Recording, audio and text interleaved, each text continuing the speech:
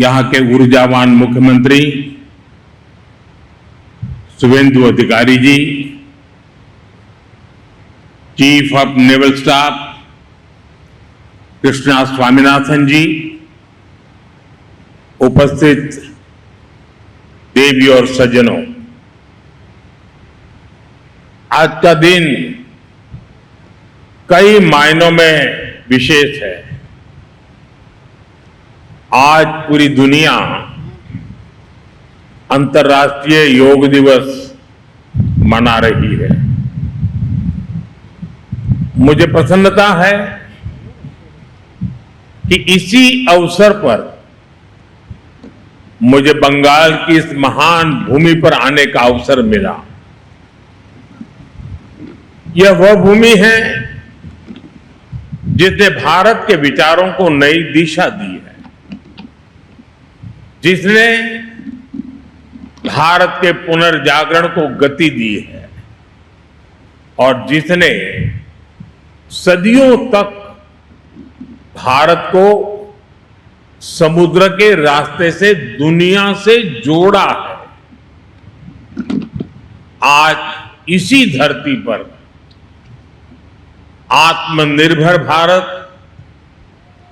सुरक्षित भारत और विकसित भारत से जुड़ा एक महत्वपूर्ण कार्यक्रम हो रहा है। कुछ देर पहले आईएनएस अग्रय, आईएनएस दूनागिरी और आईएनएस संशोधक को भारतीय नौसेना में शामिल किया गया है। वैसे आज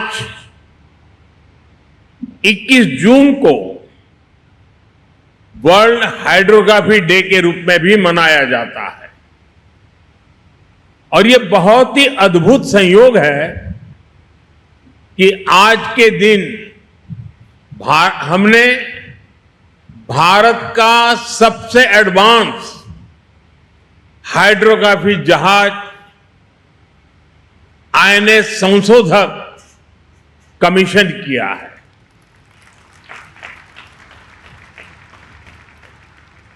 मैं भारतीय नौसेना को इन परियोजनाओं से जुड़े सभी वैज्ञानिकों को, इंजीनियरों को, श्रमिकों को और मेरे प्यारे देशवासियों को बहुत बहुत शुभकामनाएं देता हूं, बहुत बहुत बधाई देता हूं।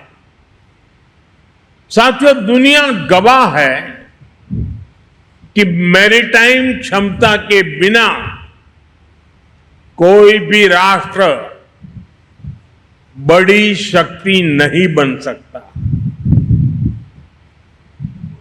समुद्र से विकास जुड़ा है, सुरक्षा जुड़ी है, समृद्धि जुड़ी है। आज दुनिया का अधिकांश व्यापार समुद्री मार्गों से ही होता है।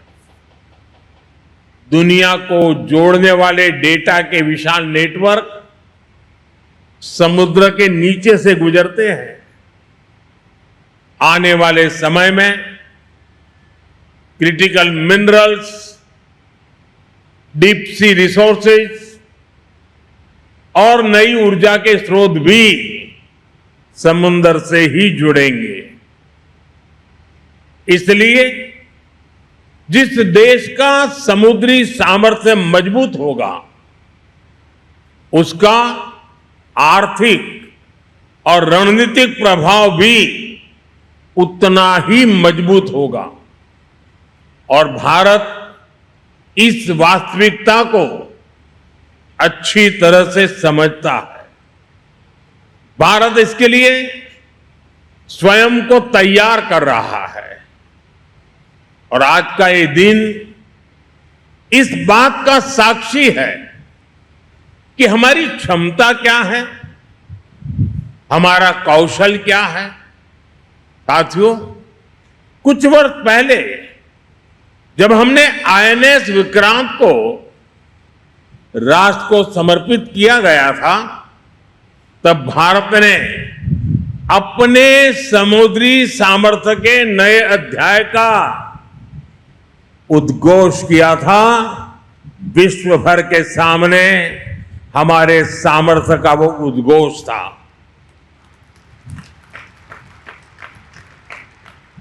आईएनएस विक्रांत से लेकर आज तक की यात्रा केवल नए युद्धपोतों की यात्रा नहीं है, यह भारत की बढ़ती आत्मनिर्भरता की यात्रा भी है। आज आईएनएस अग्रय, आईएनएस दुनागिरी और आईएनएस संशोधक उसी यात्रा को नई गति दे रहे हैं। ये तीनों पोत भारत के 3 महत्वपूर्ण संकल्पों के भी प्रतीक हैं। इनका निर्माण भारत में हुआ है, इनकी डिजाइन भारत में तैयार हुई है, इनके निर्माण में भारतीय उद्योगों की प्रतिभा लगी है, भारतीय इंजीनियरों का कौशल लगा है, भारतीय श्रमिकों का परिश्रम लगा है और यही नए भारत की सबसे बड़ी ताकत है। साथियों, आज भारत रक्षा क्षेत्र में केवल खरीदार बनकर नहीं रहना चाहता। हमारी सैन्य शक्ति दुनिया के लिए बाजार नहीं बन सकती। मेरी शक्ति की पहचान विश्व के बाजार बनने से नहीं है, मेरी शक्ति की सामर्थ्य की पहचान मेरी आत्मनिर्भरता पर है। भारत निर्माता बनना चाहता है और जिस दिन निर्माता होंगे ना, उस दिन हम निर्णायक भी होंगे। और इस दिशा में तेजी से आगे बढ़ रहा है। बीते वर्षों में 40 से अधिक मेड इन इंडिया युद्धपोत और पनडुब्बियां नौसेना में शामिल हुई है। यानी लगभग हर कुछ सप्ताह में भारतीय नौसेना को एक नई शक्ति मिली है। वर्तमान में भी 45 बड़े नौसैनिक प्लेटफॉर्म निर्माणाधीन है। यह केवल संख्या नहीं है, यह भारत की औद्योगिक क्षमता का प्रमाण है। यह भारत के भविष्य का संकेत है। साथियों, आने वाले वर्षों में भारत का मैरीटाइम सेक्टर लाखों नए रोजगार तैयार करने की क्षमता रखता है।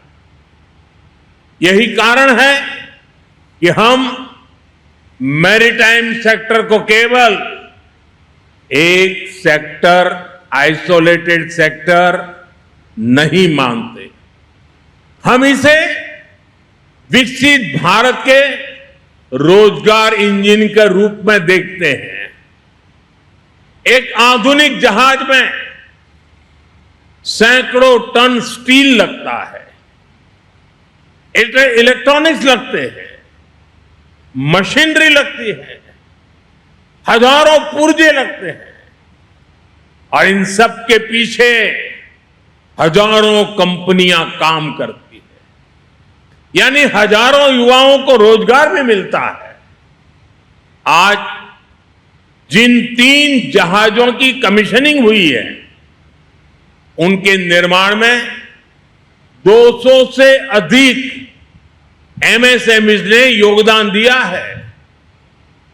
हम कल्पना कर सकते हैं कि कितनी बड़ी संख्या में इन 200 एमएसएमई में, इन लघु उद्योगों में रोजगार पैदा हुआ होगा। साथियों, अब समय आ गया है कि भारत समुद्री शक्ति के अगले चरण में प्रवेश करे। इसलिए भारत ने शिप बिल्डिंग के क्षेत्र के लिए एक नई दृष्टि के साथ आगे बढ़ना शुरू किया है। हाल के वर्षों में अनेक पॉलिसी रिफॉर्म्स किए गए हैं। घरेलू निर्माण क्षमता बढ़ाने के लिए विशेष कदम उठाए गए हैं और ship building, ship repair, ship recycling तथा एमआरओ को एक बड़े राष्ट्रीय मिशन के रूप में देखा जा रहा है। साथियों, शिपिंग सेक्टर के लिए 70,000 करोड़ रुपए का जो प्रोत्साहन पैकेज घोषित किया गया है, वह केवल एक आर्थिक निर्णय नहीं है, वह भारत के समुद्री भविष्य में निवेश है, वह भारत के औद्योगिक विस्तार में निवेश है। साथियों, भारत आज अपने पूरे मैरीटाइम इकोसिस्टम को सशक्त बना रहा है। इसलिए आज भारत अपने बंदरगाहों का आधुनिकीकरण कर रहा है, नई क्षमता तैयार कर रहा है, नई कनेक्टिविटी बना रहा है, नदी जलमार्गों का विस्तार कर रहा है, मल्टी मॉडल लॉजिस्टिक नेटवर्क विकसित कर रहा है। सागरमाला जैसे अभियान इसी व्यापक सोच का हिस्सा है। इससे व्यापार की लागत कम हो रही है, उद्योगों को नई गति मिल रही है और तटीय क्षेत्रों में नए अवसर बन रहे हैं। साथियों, एक समय था जब भारत की पहचान दुनिया के सबसे बड़े डिफेंस इंपोर्टर्स, आयातकों में होती रही है। इस निर्भरता के कारण हमारे सामने रणनीतिक और सुरक्षा दोनों तरह की चुनौतियां भी हैं। 2014 में सरकार बनने के बाद हमने स्थिति को बदलने का संकल्प लिया। इसके लिए नीतियों के स्तर पर बड़े रिफॉर्म किए गए। रक्षा क्षेत्र में आत्मनिर्भरता को प्राथमिकता दी गई। इन प्रयासों का परिणाम है कि आज रक्षा क्षेत्र में डिजाइन, मैन्युफैक्चरिंग और एक्सपोर्ट की नई संभावनाएं बनी है। 2014 तक देश का कुल डिफेंस प्रोडक्शन 40,000 करोड़ रुपए के आसपास था।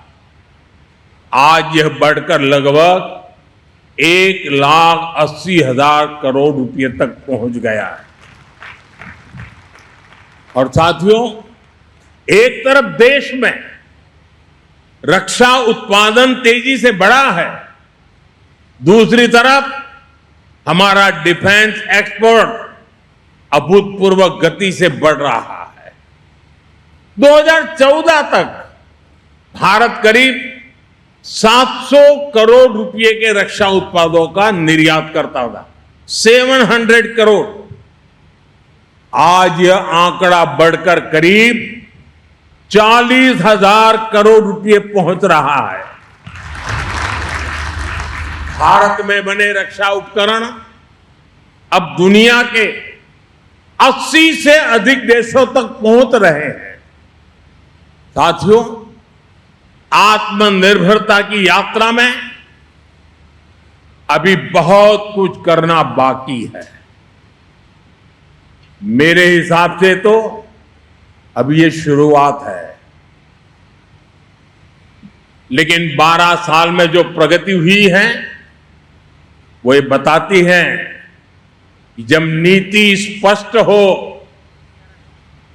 जब दिशा ठीक हो, जब साथ साथ मिलकर काम करें, तो देश में कितना बड़ा परिवर्तन हो सकता है। साथियों, जब समुद्री विरासत की बात होती है तो बंगाल का नाम स्वाभाविक रूप से सामने आता है। यह भारत के समुद्री संपर्कों की भी महत्वपूर्ण भूमि रही है। हुगली की धाराओं ने इतिहास को बदलते हुए देखा है, व्यापार के नए अध्याय देखे हैं, विकास की नई यात्राएं देखी है। और संयोग देखिए, ये पोर्ट बंगाल के ही सपूत देश के पहले उद्योग मंत्री डॉक्टर श्यामा प्रसाद मुखर्जी के नाम पर है। साथियों, भारत आज जिस नए समुद्री युग की ओर बढ़ रहा है, उसमें पश्चिम बंगाल की भूमिका बहुत महत्वपूर्ण होने वाली है। यहां बंदरगाहों की क्षमता है, यहां उद्योगों की क्षमता है, यहां प्रतिभा है, यहां कौशल है, यहां समुद्री अर्थव्यवस्था को नई ऊंचाइयों तक ले जाने की क्षमता है। मुझे विश्वास है कि आने वाले वर्षों में पश्चिम बंगाल भारत की blue economy, maritime manufacturing, logistics और कोस्टल डेवलपमेंट का एक महत्वपूर्ण केंद्र बनेगा। साथियों, भारत ने हमेशा से समुद्र को सहयोग का माध्यम माना है, लेकिन भारत ये भी जानता है कि शांति की रक्षा के लिए सामर्थ्य भी उतना ही आवश्यक है। समृद्धि की रक्षा के लिए सुरक्षा आवश्यक है और भविष्य के निर्माण के लिए आत्मनिर्भरता अनिवार्य है। आज आईएनएस अग्रय, आईएनएस दुनागिरी और आईएनएस संशोधक इसी भावना के प्रतीक बनकर भारतीय नौसेना में शामिल हुए। ये उस भारत के प्रतीक है जो 21वीं सदी में अपने सामर्थ्य को पहचान रहा है, जो अपनी क्षमताओं पर विश्वास कर रहा है और जो दुनिया के सामने नए आत्मविश्वास के साथ तेज गति से, ऊर्जा से भरे हुए संकल्प के साथ निरंतर आगे बढ़ रहा है। साथियों, इस शुभ अवसर पर मैं नेवी के सभी साथियों को, देशवासी के सभी साथियों को अनेक अनेक शुभकामनाएं देता हूं। मैं एक बार फिर भारतीय नौसेना को, सभी वैज्ञानिकों, इंजीनियरों, श्रमिकों और देशवासियों को हृदयपूर्वक बहुत बहुत बधाई देता हूं।